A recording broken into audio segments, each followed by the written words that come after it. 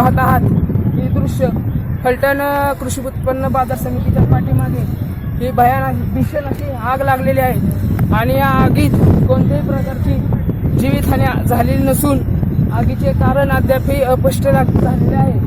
तरी अजून सुद्धा प्रशासनाला ही आग विझवण्यास अपयश आलेलं आहे। तर तुम्ही पाहू शकता ही दृश्य आहेत आगीची, भीषण अशी आग लागलेली आहे।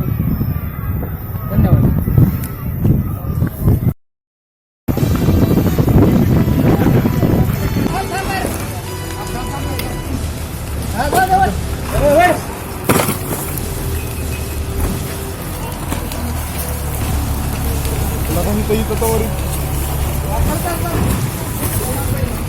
बघा हे तुम्हारा